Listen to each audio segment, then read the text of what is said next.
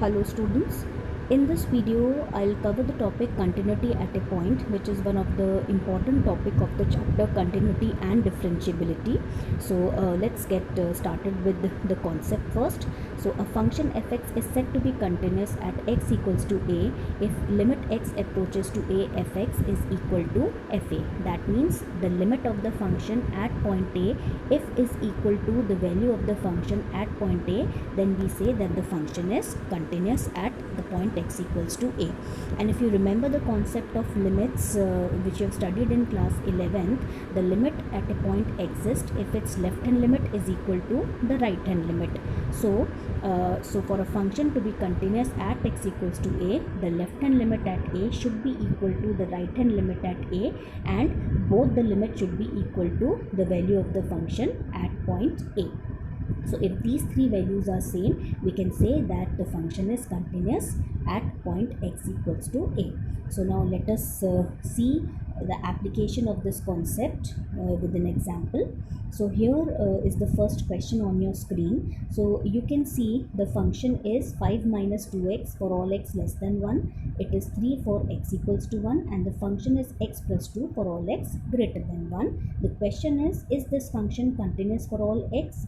So as you can see that 5 minus 2x and x plus 2 represents the straight line. Since for x less than 1 and x greater than 1, the function fx is defined by the straight lines that can be drawn continuously on a graph. So therefore function will be continuous for all x not equal to 1.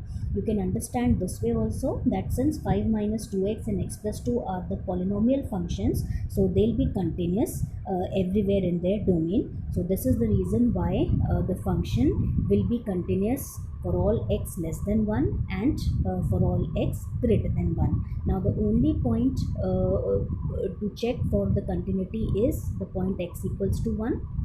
So let's check the continuity of the function at point x equals to 1.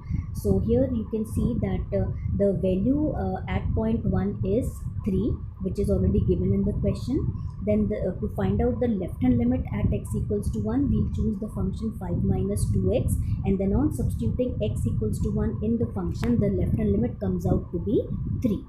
Then coming to the right hand limit, so to find out the right hand limit, the function we'll choose will be x plus 2, and then on substituting x equals to 1 in the function, the right hand limit comes out to be 3. So as you can see that the left hand limit at 1 and the right hand limit at 1 and the value of the function at 1 all comes out to be 3.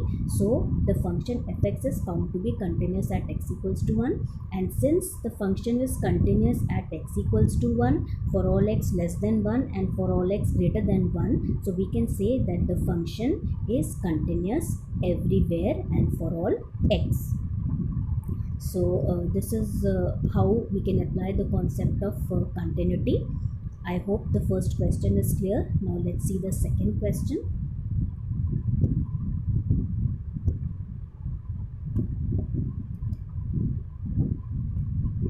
So the second question is, find all points of discontinuity of the function fx equal to 2x plus 3, x less than equal to 2, and 2x minus 3 for all x greater than 2.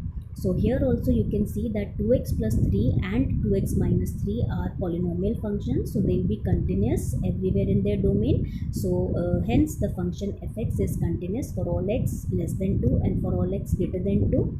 So now we'll check the continuity at point x equals to 2. So for that we'll find out the left hand limit first. So as you can see, for left hand limit the function will be 2x plus 3, and on substituting x equal to 2 in the function, the left hand limit comes out to be 7.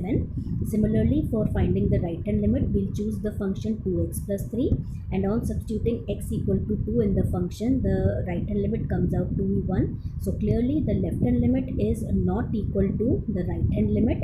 So since the left hand limit is not equal to the right hand limit, it means the limit does not exist. And since the limit does not exist, so hence the function fx is discontinuous at x equals to 2. So the only point of discontinuity for function fx is the point x equals to 2. So I hope both the questions are very much clear to you. Thank you so much.